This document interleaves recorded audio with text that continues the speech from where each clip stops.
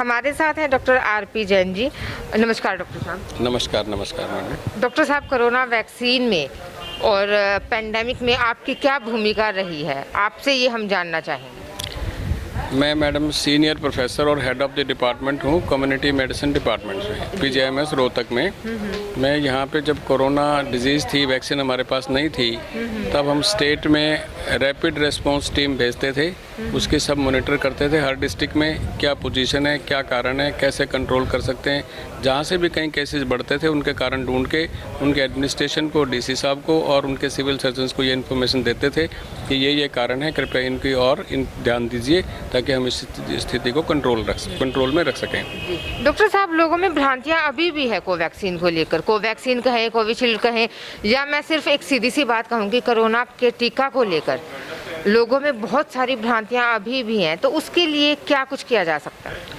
देखिए, हमने ये जो हमारे PGIMS में 18 जनवरी से वैक्सीन स्टार्ट किया था, हम लगभग 4,500 लोगों को टीका लगवा चुके हैं। मैंने भी सबसे पहले अपने को फर्स्ट डोज लगवाई, दूसरी डोज भी लगवा चुका हूं और मैं बिल्कुल स्वस्थ हूं। ऐसे ही जितने मेरे कोलीग हैं, सीनियर हैं, डॉक्टर हैं, नर्सें हैं, कर्मचारी हैं, स्वीपर हैं, बेरर हैं, सिक्योरिटी वाले हैं, मैं उन सबसे मिलता रहता हूं। और मैं इस स्टेट के लिए कोविड वैक्सीनेशन और AEFI का नोडल ऑफिसर भी हूं। और उसमें हमने ये कहा है कि घबराने की कहीं कोई बात नहीं है। ये बिल्कुल सामान्य से लक्षण सब में आ जाते हैं। जैसे छोटे बच्चों में DPT लगाते हैं, उसमें थोड़े दिन बुखार होता है, थोड़ा दर्द होता है, फिर 1-2 दिन के बाद ठीक हो जाता है। इसलिए इस वैक्सीन के साथ भी कुछ लोगों में बुखार आ जाता है, आ सकता है। दूसरा दर्द हो जाता है जहाँ टीका लगाते हैं, या थोड़ा कच्चा मन या भूख की दिक्कत रह जाता है, हो सकती है। तो ये सारे सामान्य लक्षण हैं और 2-3 दिन में ठीक हो जाते हैं। किसी को भी दिक्कत हो तो हमने टेलीफोन नंबर भी दिया हुआ है। और हम सबसे ये भी कहते हैं, अपने पास के जो भी स्वास्थ्य कर्मचारी हैं उनसे मिल सकते हो। PGI में कैजुअलिटी में भी हमने एक कमरा इसके लिए रिजर्व रखा हुआ है, 5 नंबर कमरा है जी। वो डॉक्टर वरुण ने हमें सारा बताया। अगर डॉक्टर साहब इन केस मैं अपने हरियाणा राज्य की बात करूँ, स्टेट में अगर किसी को एकदम से इमरजेंसी हो जाए, कोरोना का टीका लगवाया है और कोई दिक्कत हो गई, तब आपकी क्या भूमिका उस चीज़ में रहती है? देखिए मैडम, पहली बात तो ये वैक्सीन वेल ट्राइड है। इतने सारे लोगों को, देश में लगभग 2 करोड़ लोगों को वैक्सीन लग चुका है। तो ये वैक्सीन तो स्वस्थ रखने के लिए है, वैक्सीन बीमार करने के लिए नहीं होती है। इसलिए ऐसी कोई एकदम इमरजेंसी आने की संभावना ना के बराबर है।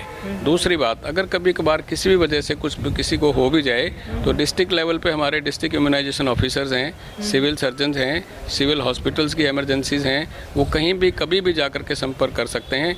फिर भी उनको किसी तरह की कोई दिक्कत हो तो PGI में भी आके हमसे संपर्क कर सकते हैं। और कैजुअलिटी के CMO को हमने 24 घंटे का नंबर दिया हुआ है।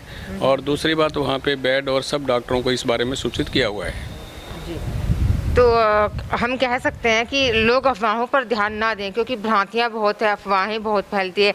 अभी अंदर भी हमने एक बुजुर्ग महिला थी जिनसे बात की, तो उन्होंने भी बताया कि जब वो यहाँ आ रही थी तो किसी ने कहा कि आप टीका मत लगवाइए, क्यों मरवा रहे हो अपनी माँ को, ये वो इस तरह की तमाम बातें। तो उनके बारे में आप क्या कहेंगे? देखिए, जब हमने शुरू किया था तो हमारे एडमिनिस्ट्रेशन की तरफ से भी ये हिदायत थी कि जितने लोग हमारे हॉस्पिटल में काम करते हैं, मैं एक दिन लगभग 700 जो हमारे सुरक्षाकर्मी हैं उनसे बात कर रहा था, उनके मन में क्या क्या भ्रांतियां हैं, क्या क्या डर हैं। तब बीच में 1-2 स्वास्थ्य सुरक्षाकर्मी ने कहा, कहते जी अगर हम मर गए तो हमारे घर वालों का क्या होगा? मैंने कहा, हम मारने के लिए थोड़ा टीका लगा रहे हैं कोई, हम कोई भी किसी भी दुर्भावना से कोई ऐसा काम नहीं किया जा रहा है और ना ही टीके का ऐसा कोई दुष्प्रभाव है। ये सब मन की भ्रांतियां हैं, या कुछ लोग जिस ना समझे में, अनजाने में, या जिसको नहीं पता होता है वो डर के मारे ऐसी बात बोल सकते हैं। लेकिन ऐसी कोई बात है नहीं। अगर ऐसी बात होती तो आज भी हमारे पास इतना रश है कि अभी 2 घंटे में 150 से ज़्यादा बुजुर्ग लोगों को टीका लगवा चुके हैं और किसी को कोई दिक्कत नहीं है, सब स्वस्थ हैं और सब खुश हैं। हमसे बातचीत के लिए और इतनी अच्छी जानकारी देने के लिए आपका बहुत बहुत शुक्रिया। Thank you.